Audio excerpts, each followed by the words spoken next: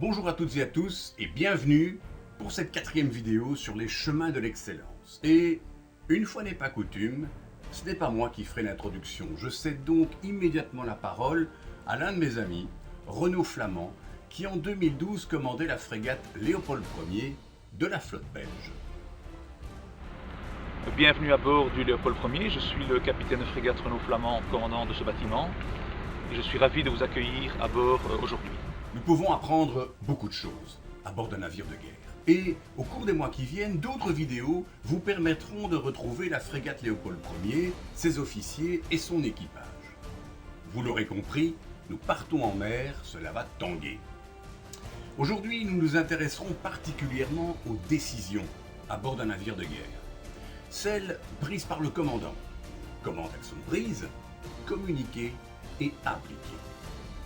Ce que j'appelle volontiers les 3 C, car les mots commencent par C. Il s'agit du Command Aim, Command Huddle et Command by Veto.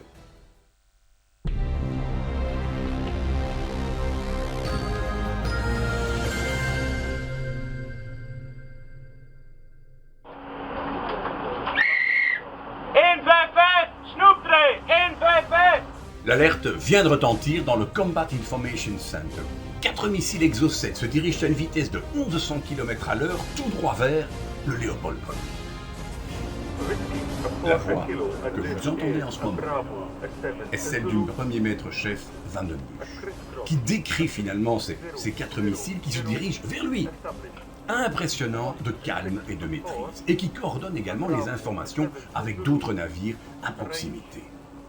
Mais avant de poursuivre notre récit, plantons le décor, et qu'il me soit permis de commencer par remercier la composante marine de la défense belge, en la personne de son patron de l'époque, l'amiral de division Michel Hoffmann. C'est en effet un vrai travail de collaboration qui nous permet de vous présenter aujourd'hui, avec beaucoup de réalisme, l'univers d'une frégate de la marine. Univers repris dans un album que nous avons produit, dont nous parlerons en fin de vidéo, et que vous nous voyez offrir ici à l'amiral Hoffmann et au chef de la défense, le général Van Calenberg. La marine belge dispose, entre autres, de 2 frégates. Le F930, c'est ce qu'on appelle son numéro de coque, Léopold Ier, et le F931, Louise-Marie, du nom des premiers rois et reines des Belges. Elles ont pour vocation l'escorte maritime, c'est-à-dire la protection de high value units, tels que des bâtiments militaires ou civils. Alors ce peut être un porte-avions, vous voyez ici le Léopold Ier escortant le Charles de Gaulle, ou un navire hôpital. En général, elles sont intégrées au sein d'une escadre, de l'Union européenne ou de l'OTAN. Ces frégates remplissent également des missions de maintien ou d'imposition de la paix, en luttant contre la piraterie dans l'océan Indien, par exemple. Mais à quoi ressemble une frégate ? C'est un navire de près de 125 mètres de long sur 14 de large. C'est grand ? Ce n'est pas grand ? Comparons le Léopold Ier avec d'autres navires. Alors, par rapport à un dériveur, c'est très grand. Voici également la Santa Maria de Christophe Colomb, ainsi qu'un chalutier. La perspective est différente si on compare le Léopold Ier au porte-avions Charles de Gaulle qui fait 261 mètres de long, ou au Titanic qui en faisait 269. Son armement est varié et lui permet de contrer de nombreuses menaces. Ses 8 missiles Harpoon permettent de lutter contre les navires de surface. 16 missiles Sea Sparrow sont quant à eux tournés vers les menaces aériennes. C'est également le rôle du goalkeeper, le gardien de but, un canon à très haute vitesse, ultime rempart contre les menaces aériennes. 4 tubes lance-torpilles type MK32 pareront notamment aux menaces sous-marines.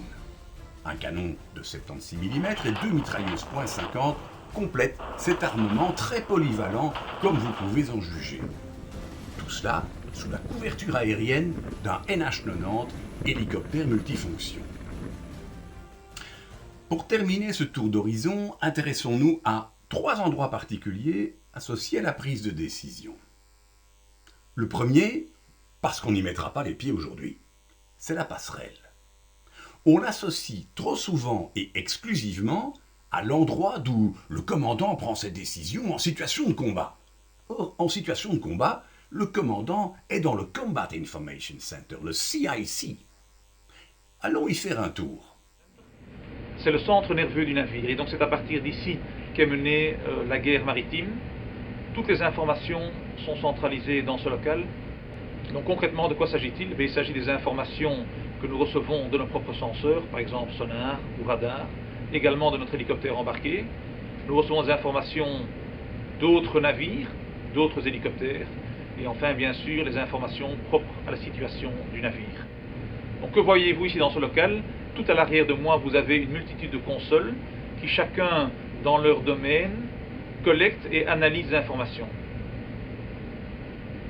À ma droite, derrière moi, vous avez une console de guerre électronique.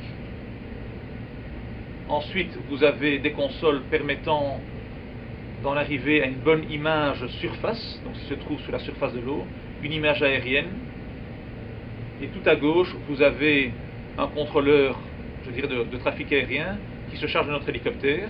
Et enfin, les consoles qui se chargent de la guerre anti-sous-marine avec le sonar et l'engagement des torpilles. Toutes ces informations sont donc, comme je disais, récoltées et analysées et sont ensuite ramenées vers les 5 consoles que vous avez derrière moi. Je me trouve au centre, assisté de 2 officiers spécialistes en guerre maritime. Celui qui se trouve à ma gauche se charge de la guerre aérienne et celui qui se trouve à ma droite se charge des 2 autres domaines, donc la lutte contre la surface et la lutte anti-sous-marine. Enfin, j'ai derrière moi un officier qui me rapporte constamment l'état de préparation interne du navire, avec bien sûr une priorité très importante pour l'état de préparation des senseurs, des systèmes d'armes, de la propulsion et de la production d'énergie à bord du bâtiment. Vous l'avez vu, le CIC est organisé de manière à ce que toutes les informations de lutte anti-sous-marine, anti-surface, anti-aérienne convergent vers les officiers situés de part et d'autre du commandant, à qui il réfère. Ce système repose, et là on peut déjà apprendre quelque chose, sur le fait qu'on ne remonte à l'échelon supérieur que les infos ou décisions qu'il concerne, et n'ont pu être traitées plus bas. Cela suppose bien sûr une bonne définition des niveaux d'autorité, d'autonomie, d'initiative, de responsabilité accordés à chaque niveau, du matelot au commandant. Comme le dit Renaud Flamand, et là je le cite, « Vous pourriez croire que le bon fonctionnement d'un navire de guerre est régi et conditionné par la stricte application d'une hiérarchie militaire, ne laissant aucune marge de manœuvre à chaque membre de son équipage. » Rien n'est moins vrai. Le leadership participatif, la délégation responsable et le sens de l'initiative constituent les clés de la réussite. Fin de citation. L'officier qui se tient derrière le commandant et le renseigne de manière continue sur l'état du navire est en contact permanent avec le TC, le Technical Center. Le TC remplit 2 fonctions principales. D'une part, le monitoring et la gestion des installations de propulsion, de production d'énergie et d'autres systèmes, et d'autre part, dans le cas de calamités comme un incendie ou une voie d'eau, la coordination de toutes les informations et des actions. Mais dans toute organisation, c'est la qualité des personnes qui fait la différence. Leurs compétences, leur expertise, leur mental, qui s'expriment à titre individuel, en équipe ou comme leader. Alors, qui sont-ils? Et qui sont-elles à bord d'une frégate? Alors, on y trouve un commandant. Dans notre histoire, il s'agit du capitaine de frégate, les grades sont ceux de 2012, Renaud Flamand. 14 officiers, dont le commandant second, Yves Terrasson, mais aussi Steven, Marie-France, Morgane, Gaétan, Dieter, Brian, qui toutes et tous ont contribué à l'histoire qui va suivre. On dit également souvent que l'on peut juger la qualité d'une armée par la qualité de ses sous-officiers. Ils sont 70 à bord du Léopold Ier, ainsi que 60 matelots. Et chacune ont des expertises, des métiers très divers. comme vous pouvez le voir sur ces photos que j'ai eu l'occasion de prendre à bord du Léopold Ier. En tout donc, près de 150 marins qui ont pris la mer ce matin. Le navire file à 28 nœuds, le temps est clair, la brise est légère, tout va bien.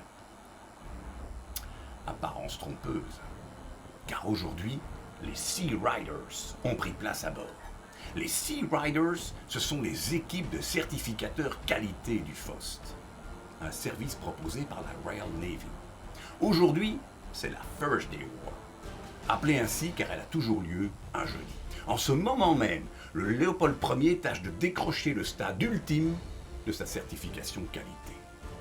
Il existe 3 stades de certification qualité pour nos frégates. 1. Ready for sea.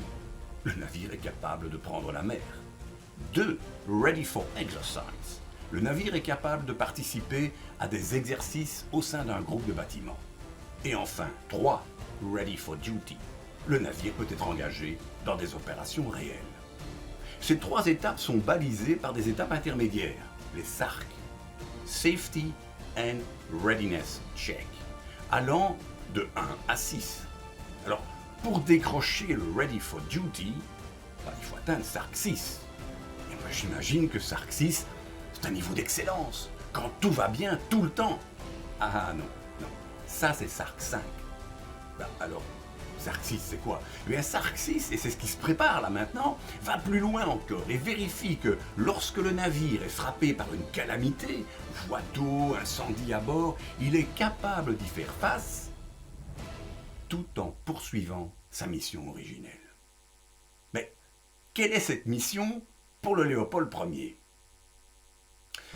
Lorsque le Léopold Ier a pris la mer ce matin, le commandant a émis ce qu'on appelle un Command Aim.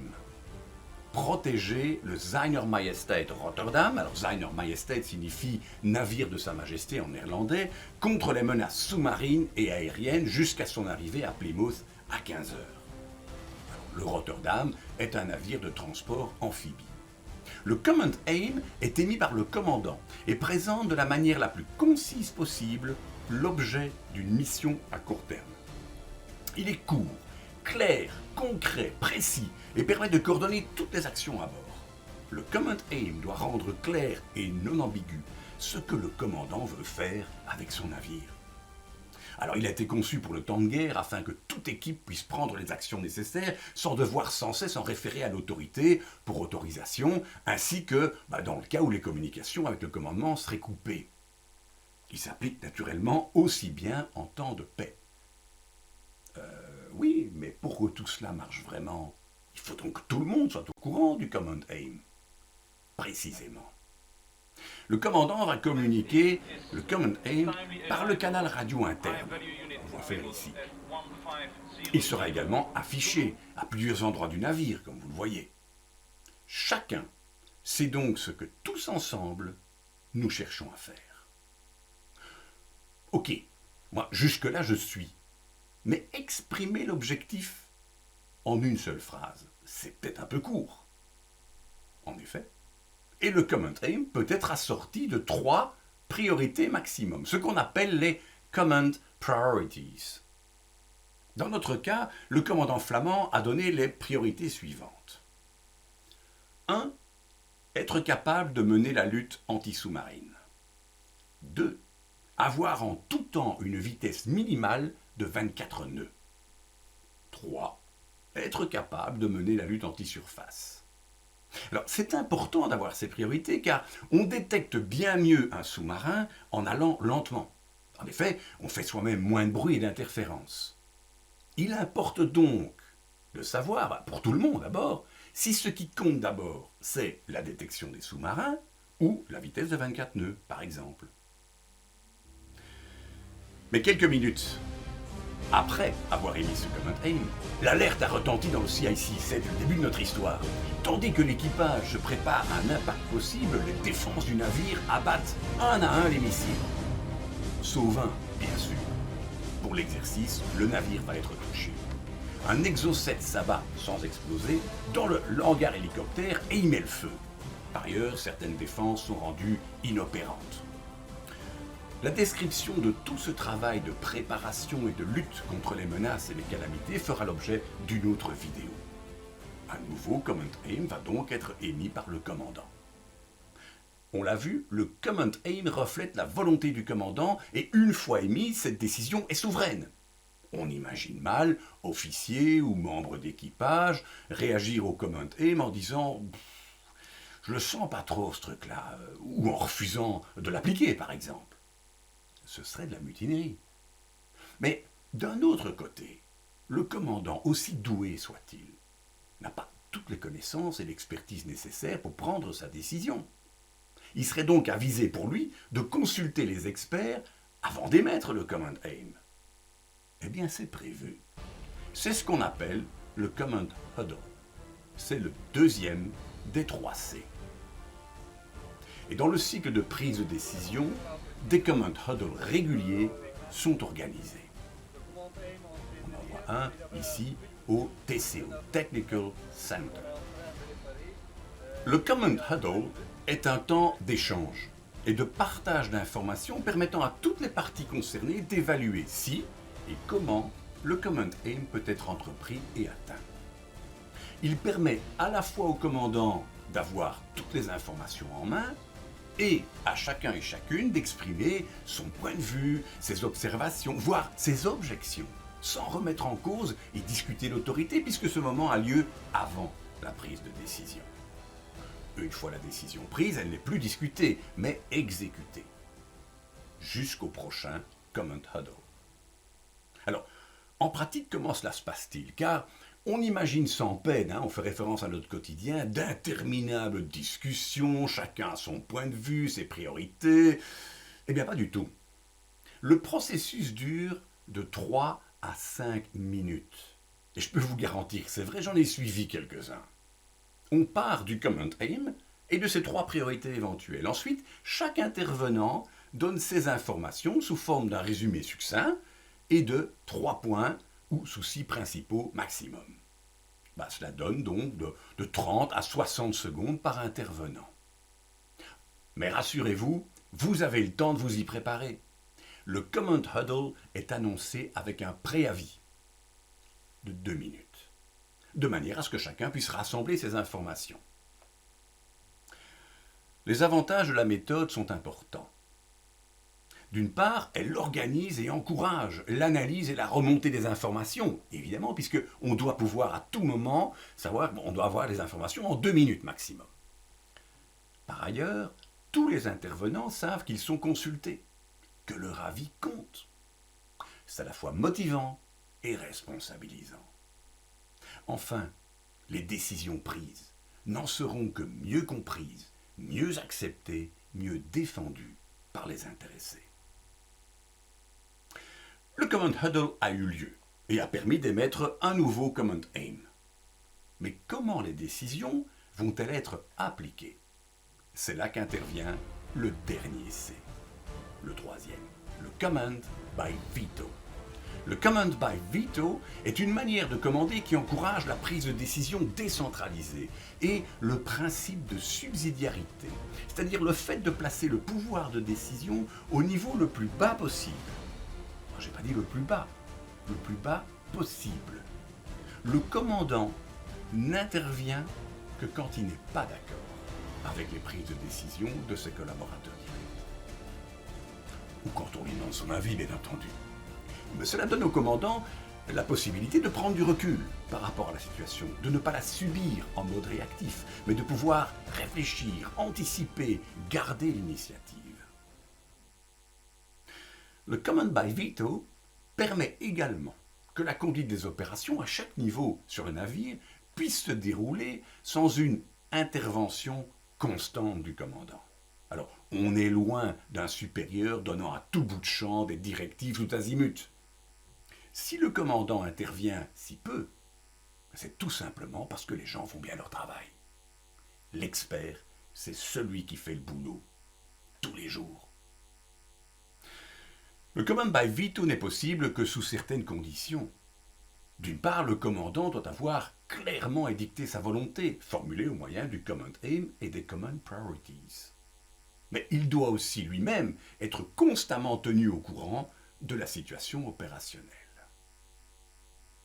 Et c'est ainsi qu'au fur et à mesure de la journée, des tas d'exercices vont ponctuer les différentes phases de la journée.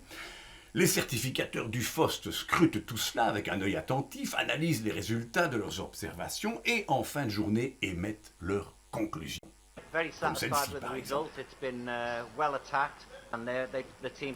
Bingo! Le Léopold Ier est maintenant ready for duty. Alors que peut-on apprendre de ces bonnes pratiques venant de la marine?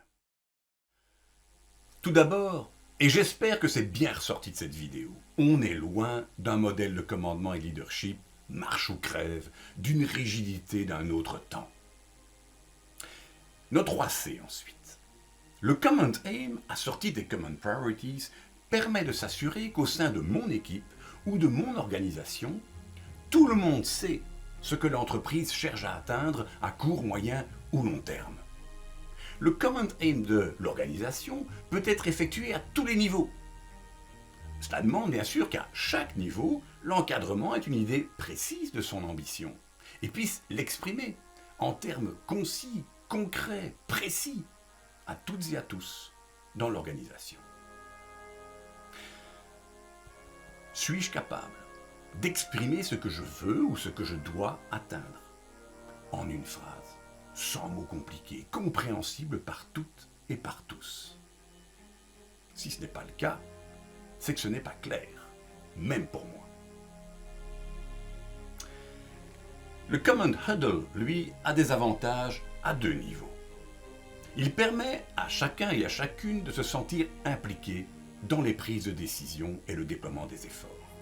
Et il permet aux responsables d'être assurés qu'il ou elle dispose de toutes les informations nécessaires pour sa gestion et sa prise de décision.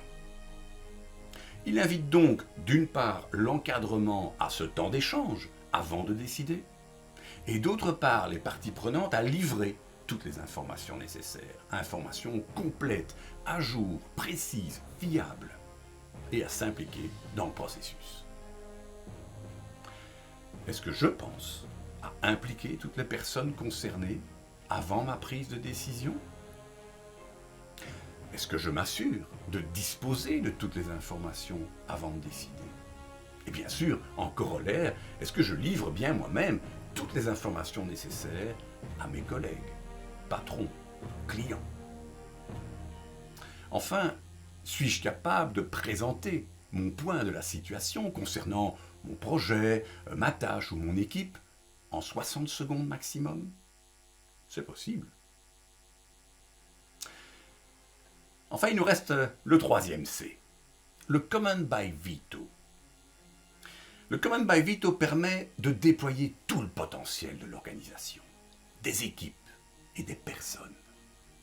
Il repose largement sur la délégation responsable et doit s'appuyer sur des compétences métiers solides, bien entendu, d'où l'importance de la formation. Et il répond aujourd'hui à des impératifs de plus en plus pressants, d'adaptabilité à la demande, de rapidité d'exécution et d'efficience. Du point de vue de la personne, il est également plus en ligne avec des manières de travailler actuelles, encourageant l'initiative et la responsabilisation et stimulant l'épanouissement personnel. Alors, lorsque j'ai confié une tâche à l'un de mes collègues ou à mon équipe, suis-je capable du lâcher-prise suffisant leur permettant d'effectuer leur travail de la manière la plus efficace, dans la confiance réciproque?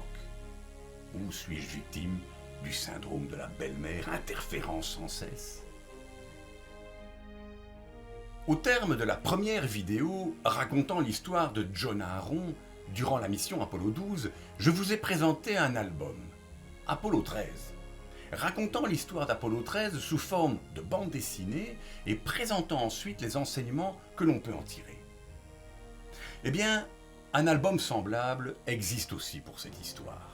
L'album Xerxes, à bord du Léopold Ier, raconte en bande dessinée tout le processus. Arrivée des missiles, explosion, voie d'eau, travail de l'équipage, traitement des blessés, etc.